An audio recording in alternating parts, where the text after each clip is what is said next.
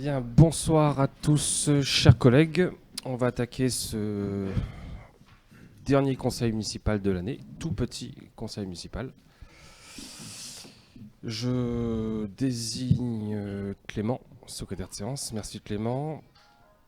Absent, excusé. Merci Monsieur Novak.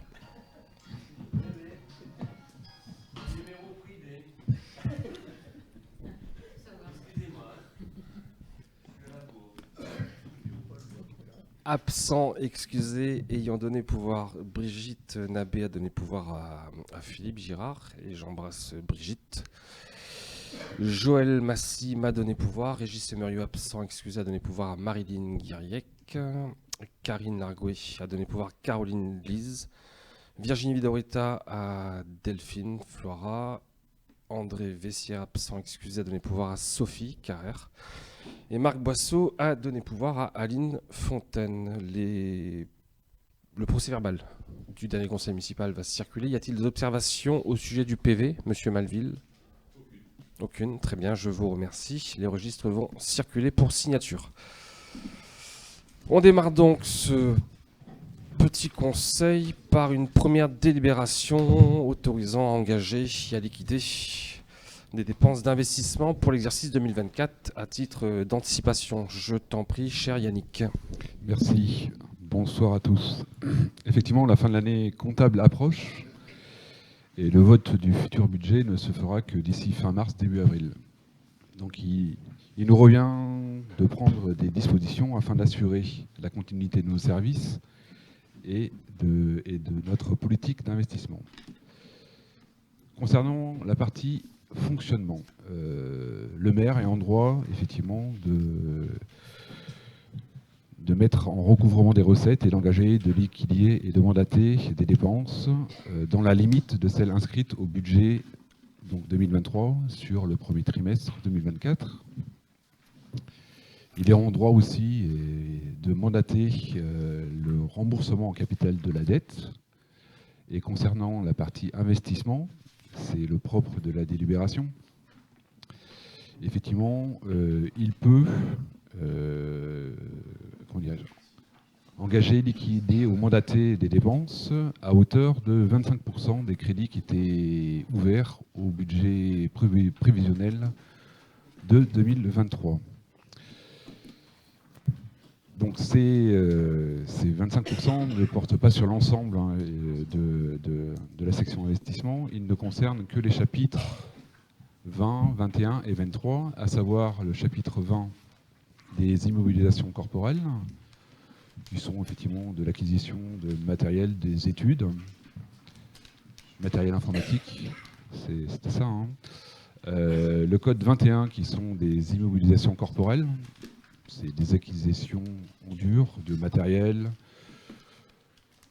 effectivement qui augmente notre patrimoine, et le chapitre 23 qui sont des immobilisations en cours, à savoir des travaux. Donc, après étude, nous avons donc ciblé certaines opérations, à savoir, effectivement, les principales sont au niveau du restaurant scolaire, au niveau des travaux. Nous avons crédité pour le budget 2024, enfin le premier trimestre de 2024, 104 595 €. Concernant la voirie de l'Ade de Tassigny, 200 000 €, et des acquisitions de terrain pour 30 000 €, pour une somme globale de 503 640 €. Donc, le propre de cette délibération, c'est d'accorder effectivement et d'autoriser M. le maire à engager des dépenses et sur le début de l'exercice 2024 pour effectivement sur la section investissement jusqu'à hauteur de 503 640 €. Très bien, merci. Yannick, y a-t-il des questions peut-être ? C'est OK pour tout le monde. Je passe cette délibération au vote. Qui est contre ? Qui s'abstient ? Très bien, je vous remercie. Tu gardes la parole, Yannick, cette fois-ci au sujet d'une délibération visant à me donner délégation pour l'admission en non-valeur de créances de faible montant. Je t'en prie. Effectivement, admission En non-valeur, c'est effectivement, pour rappel, hein, c'est une mesure d'ordre budgétaire et comptable qui a pour but de faire disparaître des écritures de prise en charge du comptable des créances jugées irrécouvrables. Alors la spécificité de cette admission en non-valeur, c'est qu'effectivement, la créance n'est pas éteinte, elle reste toujours active et effectivement, un recouvrement ultérieur peut avoir lieu dans l'hypothèse où le débiteur revient à meilleure fortune. Donc, nous avons fixé ce seuil à un seuil de 100 € pour ces créances non recouvrables. Et juste à titre informel, hein, effectivement, 80% de nos créances sont inférieures à 100 € et ça représente en somme, effectivement, 7% des créances qui sont encore non recouvrées. Pardon. Donc, au travers de cette délibération, nous pouvons donner donc, délégation à Monsieur le maire pour admettre en non-valeur des créances dont le montant est inférieur à 100 €. Bien, merci. Yannick, y a-t-il des questions au sujet de ces facilités? C'est OK pour tout le monde? Très bien, je vous remercie. Je passe au vote cette délibération. Qui est contre? Qui s'abstient? C'est parfait. Gilles, tu as la parole au sujet de l'attribution d'une subvention à l'association Papat et compagnie. Je t'en prie. Bonsoir. Donc, suite à la demande de l'association Papat et compagnie reçue par mail pour une demande d'aide supplémentaire en termes de subvention, de l'ordre de 1 450 €, considérant que nous, il nous restait dans le budget voté l'année dernière, sur le budget primitif 2023, il nous restait à peu près 1 450 € sur un total de 63 000 affectés. Sachant que cette association, donc, entre leurs demandes et aujourd'hui, j'ai pu les rencontrer, que c'est une association donc, qui arrive, qui nous stérilise beaucoup de chats sur Ison et qui nous permet aussi de travailler, qui travaille aussi également avec la MUMU, avec la police municipale, et très très souvent, je sais, monsieur le maire. Et donc, vu que cette association va nous aider beaucoup et a besoin de cet argent pour pouvoir castrer ces chats-là, et vu également que cette période doit se faire sur mars-avril, c'est-à-dire au beau jour, au moment où les chats sont amoureux, on va dire. Donc, il est nécessaire de les aider et donc je vous demanderai de voter cette proposition-là de 1 450 € pour l'association Papat et compagnie de Julie Martin, la présidente. Voilà. Très bien, merci Gilles. Est-il des questions au sujet de cette subvention? C'est OK pour tout le monde. Je la passe au vote. Qui est contre? Qui s'abstient? C'est parfait, je vous remercie. Une délibération cette fois-ci au sujet d'un nouveau service de proximité qu'on souhaite mettre en place en lien avec la commune de Vert, qui concerne donc la délivrance des passeports et des cartes d'identité. Donc comme vous le savez, je pense, les guichets compétents pour remettre des cartes d'identité et des passeports sont submergés, les délais ont explosé. Je crois que le délai moyen en Gironde, c'est 52 jours.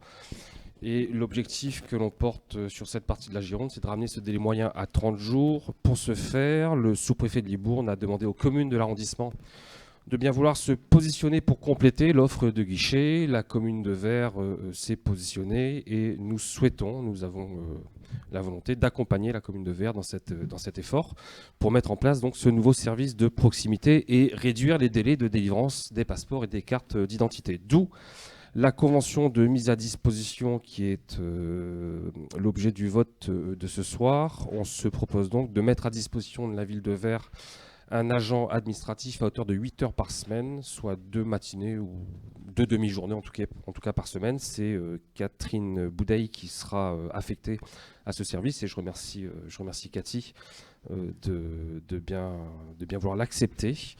Et donc je vous soumets cette convention. Je précise tout de suite que cette mise à disposition se fait évidemment à titre gratuit.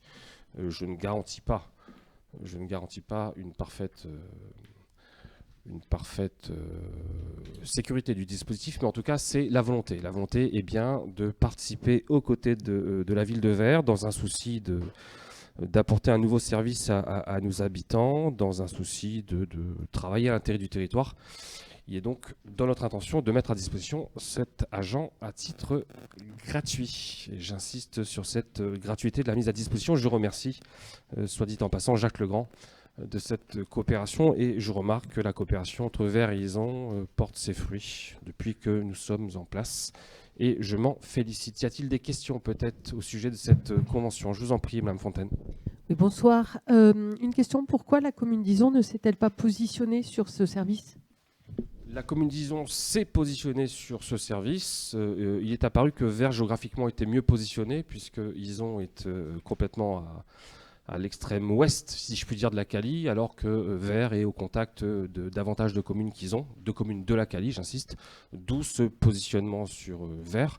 J'ajoute qu'il ne vous aura peut-être pas échappé que la contribution d'Izon à ce service est somme toute modeste, mise à disposition d'un agent à hauteur de 8 heures par semaine, là où la commune de Vert, elle, va mettre à disposition 3 agents, alors même que la population de Vert est sensiblement inférieure à celle d'Izon. Ce qui signifie grosso modo que pour les Izonais, aller à Vert, il me semble que ça reste pratique, on n'est pas très loin. Pour le territoire, c'est mieux, et financièrement, il me semble qu'on s'y retrouve parfaitement. Voilà. Monsieur Malville, je vous en prie. Non, moi je peux que saluer cette initiative du sous-préfet d'ouvrir aux autres territoires. C'est vrai que quand on a eu besoin d'un passeport, une carte d'identité, 52 jours, c'est long. Et des fois même, on est arrivé à beaucoup plus de jours. Sur une partie de communauté de communes qui aujourd'hui rassemble pratiquement un peu plus de 10 000 personnes, c'est intéressant d'avoir ce service-là. D'ailleurs, qui n'est pas ouvert qu'aux Lisonnais et qu'aux gens de Vert et la communauté, mais qui permet à tous les citoyens à proximité d'Izon de pouvoir venir. Donc c'est une bonne initiative du sous-préfet, et je suis ravi qu'ils puissent y participer dans ce domaine-là. Très bien, je vous remercie. C'est effectivement une bonne initiative de l'État qui a trouvé un très bon relais, un très très bon relais sur cette partie du territoire. Y a-t-il d'autres remarques peut-être au sujet de ce service de proximité? C'est OK. Je passe donc cette délibération au vote. Qui est contre? Qui s'abstient? Très bien, je vous remercie de cette unanimité. Autre délibération concernant le régime indemnitaire des agents de la collectivité, et en l'absence de Brigitte Nabé, je laisse la parole à Caroline Lise. Je t'en prie, Caroline, merci. Oui, bonsoir. Alors, je m'excuse par avance pour les défaillances de ma voix. J'ai une extinction de voix, donc je vais essayer de faire au mieux. Donc, comme vous le savez, il appartient au conseil municipal de fixer la nature et les conditions d'attribution, ainsi que les plafonds des indemnités applicables aux agents de la collectivité, et cela dans la limite de ceux dont bénéficient tous les agents des différents services de l'État. Il est donc proposé ce soir au conseil municipal d'instituer le RIFSEPT, composé de 2 parts, une part fixe et une part variable. La part fixe, l'IFCE avait fait l'objet déjà d'une adoption au conseil municipal le 7 avril dernier, je crois. Et nous devons ce soir nous pencher sur la partie variable, qui est le CIA, en tenant compte de la valeur professionnelle des agents. Cette indemnité variable peut atteindre un montant global brut de 450 €. Elle est déclinée en 2 autres sous-montants, de 300 € brut et de 150 € brut. Le montant de 300 € brut est déterminé. Cet objectif peut être atteint par la réalisation de critères, d'une grille de critères. Donc ce travail en fait sur la constitution du CIA a fait l'objet de groupes de travail au sein de la collectivité où ont été associés les agents. Cela a fait plusieurs allers-retours entre le pôle RH et les agents volontaires pour travailler sur ce groupe de travail. Et donc 4 critères d'évaluation sur cette première portion de 300 € brut ont été déterminés, constituant donc les résultats professionnels et la réalisation des objectifs, les compétences professionnelles et techniques, la manière de servir, et les qualités relationnelles. Ces 4 critères dans la grille font l'objet d'une notation au cours des entretiens individuels annuels. Les 150 € bruts, quant à eux, pour constituer le complément du CIA, sont constitués par l'assiduité du personnel en fonction du nombre de jours de présence sur la collectivité. On va venir retrancher, vous avez le détail, on va revenir retrancher une retenue par rapport à la présentéisme ou l'absentéisme. Donc le versement du CIA est annuel. Il est versé en mars, à la suite de la campagne des entretiens individuels annuels, qui ont lieu donc à partir du 20 novembre et qui se déroulent jusqu'au 20 janvier chaque année dans la collectivité. Ces montants-là ne sont pas forcément reconductibles tous les ans. Ils font l'objet à chaque année d'une réévaluation en fonction des critères objectivés. Donc, il est donc demandé ce soir au conseil municipal de statuer sur ce CIA qui a fait d'ailleurs l'objet d'une présentation et d'une consultation adoption en CSCT le 12 décembre. Bien, merci Caroline. Je profite de cette délibération pour remercier les agents, leur engagement et saluer l'esprit de consensus qui domine au sein du comité social territorial. Puisque tu l'as dit, la consultation pour avis a donné lieu à un consensus donc, entre les agents et nous-mêmes. Y a-t-il des questions peut-être au sujet de ce régime indemnitaire? C'est OK pour tout le monde? Très bien, je passe ce régime indemnitaire donc, au vote. Qui est contre ce RIFSEP? Qui s'abstient? Très bien, je vous remercie. On poursuit dans la même veine, Caroline, avec cette fois-ci une délibération relative à la prime d'intéressement à la performance collective des services. Alors tout simplement, cette prime d'intéressement à la performance collective des services, le PIPS, concerne en fait les agents des services d'entretien et de la police municipale, puisqu'ils ne sont pas éligibles au CIA. Donc pour garantir cette égalité entre les services et entre les agents, nous proposons d'instituer sur les mêmes bases ce PIPS, donc cette prime d'intéressement à la performance collective des services. Et donc, les agents seront objectivés en fonction des services, puisque les critères ne peuvent pas être les mêmes d'évaluation entre l'APM et le service entretien hygiène. Donc, le service de la police municipale, les deux services seront objectivés sur la qualité du service. La police municipale, elle, sera en plus objectivée sur la communication et collaboration avec les communes voisines et partenaires institutionnels.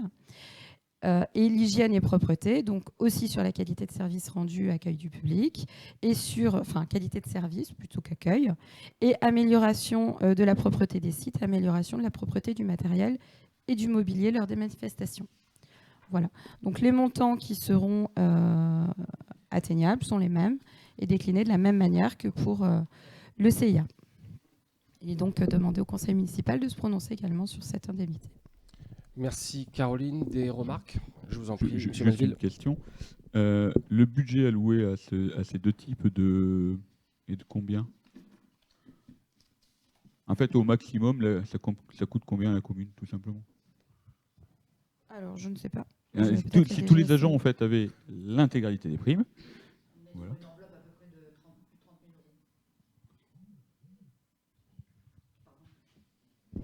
Une enveloppe de 30 000 euros. Une enveloppe de 30 000 euros. Ok, merci. Très bien, je vous remercie. Y a-t-il d'autres questions? Je passe donc cette délibération au vote. Qui est contre? Qui s'abstient? Parfait, je vous remercie de cette unanimité et encore merci aux agents. Dernière délibération du soir. Juste une Monsieur remarque. Malvy, Excusez-moi, juste une remarque.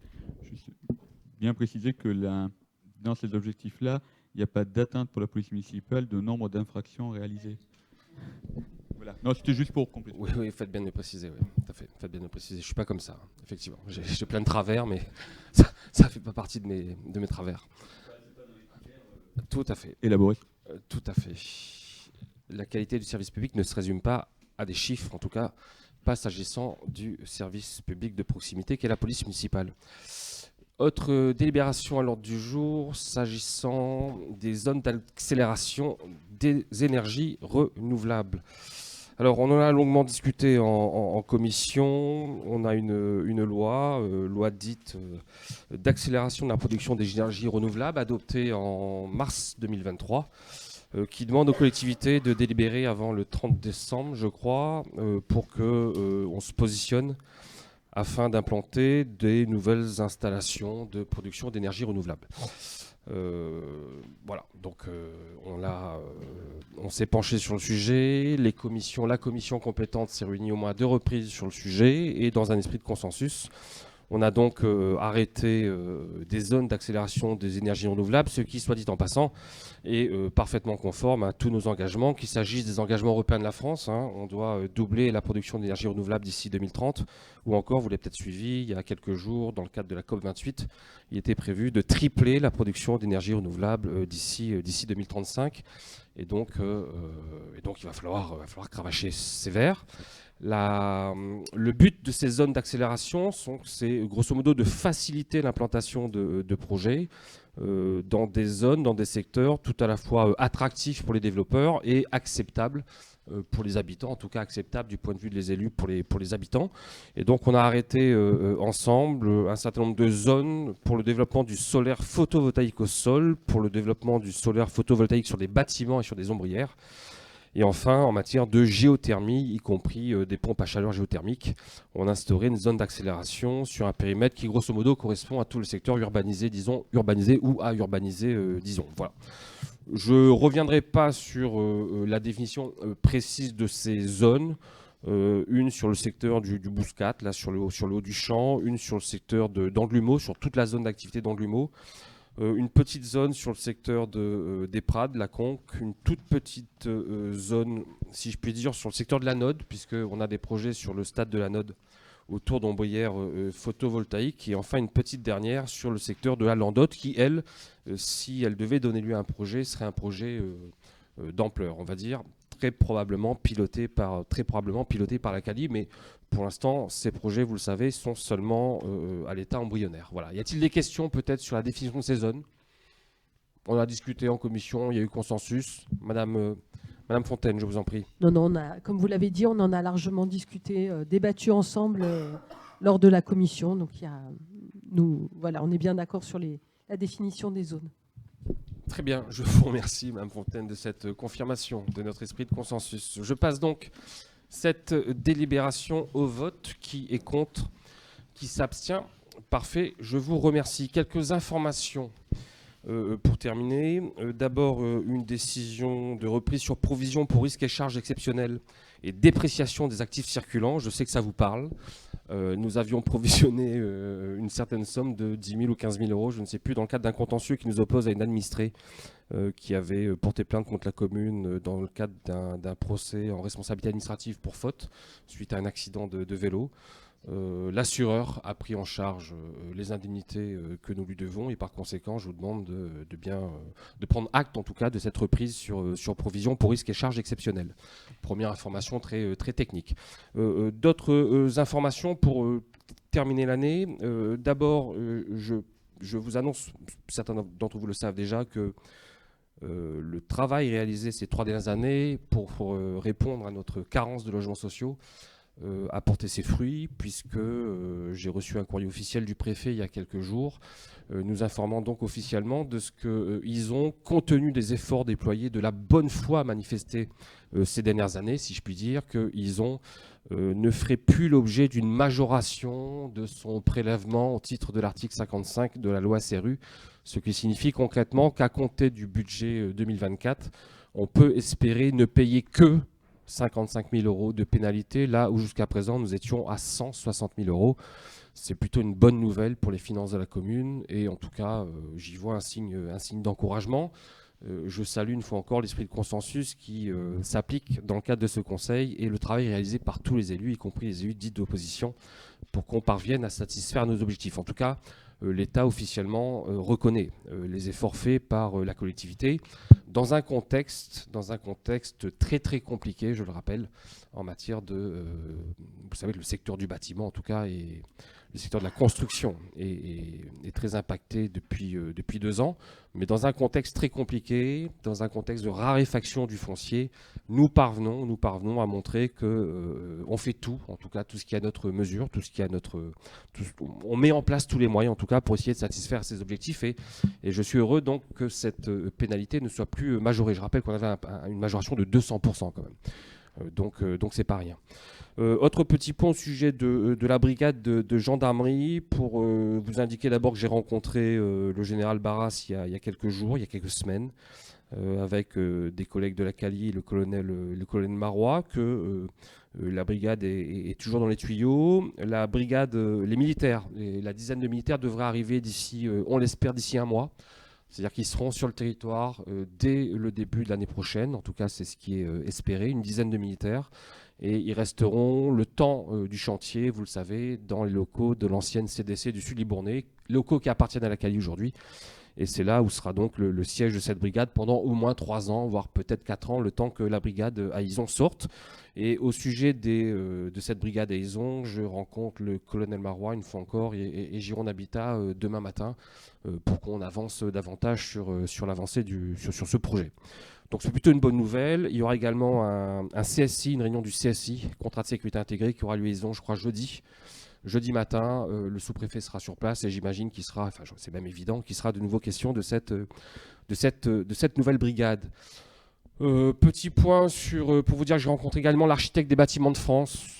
C'est pas anecdotique. Vous savez qu'ils ont une église classée, qu'on a un périmètre protégé au titre de l'ABF qui est considérable et on va essayer de mettre en place une permanence de l'architecte des bâtiments de France, permanence mensuelle peut-être, au sein des locaux de la mairie, ce qui permettra aux porteurs de projets du territoire de venir consulter sur place l'architecte des bâtiments de France, avec qui on a tout intérêt à bien s'entendre.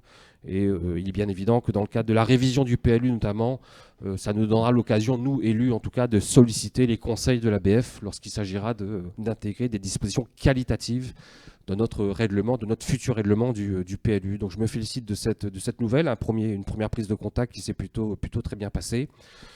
Vous dire également que la cérémonie des vœux, et là je m'adresse aux Izonais de manière plus générale, les vœux du maire auront lieu, les vœux du maire et du conseil municipal, autant pour moi, auront lieu le 12 janvier à 19h à la salle des fêtes. J'invite les Izonais à être présents en nombre à cette cérémonie des vœux, compte tenu du contexte sanitaire de ces dernières années et de quelques difficultés que j'ai pu rencontrer l'année dernière. Ce sera ma première cérémonie de vœux, et donc pour ma première, je vous invite. Venez à ma première cérémonie de vœux, j'espère que ça se passera bien. Voilà, et puis on termine l'année 2023, donc une année politiquement plutôt intéressante, me semble-t-il. En tout cas, je parle de politique municipale, je ne parle pas de politique nationale, mais sur un plan municipal, en tout cas, on a rencontré, je trouve, pas mal de succès, on a de belles réussites, on peut être fier de ce qu'on a fait.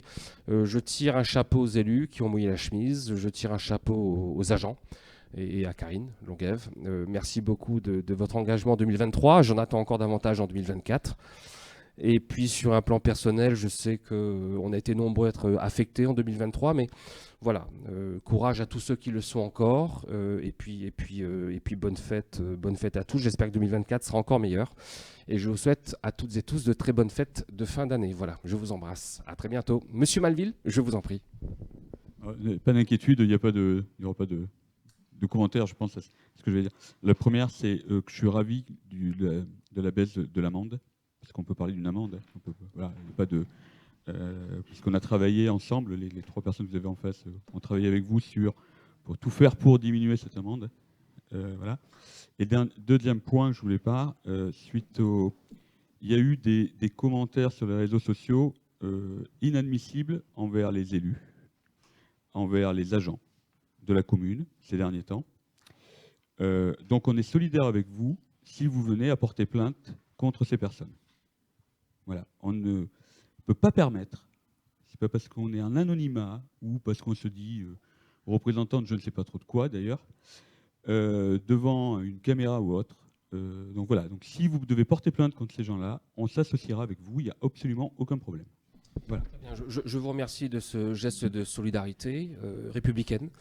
Je ne vous cache pas qu'effectivement j'ai songé à porter plainte et j'y songe encore. Alors je ne vous cache pas également que mon agenda en fin d'année est très chargé, mais j'y ai pensé et on n'exclut pas de le faire. J'ajoute que ces commentaires sont souvent effectivement scandaleux, j'y suis habitué, mais qu'ils sont par ailleurs, en l'occurrence, si vous et moi pensons aux mêmes commentaires, ils sont par ailleurs profondément mensongers. Et ils appelleraient de la part de celui qui les a tenus, en tout cas, plus de modestie, sinon plus de lucidité. Mais peut-être qu'effectivement, une petite condamnation lui ferait du bien. Je comprends l'idée. Merci. Si vous n'avez pas le temps, je peux aller déposer plainte pour la mairie. Je l'ai déjà fait pendant des années. Je continuerai à le faire. Il n'y a absolument aucun problème. Je vous remercie. Bonne soirée à tous. Merci.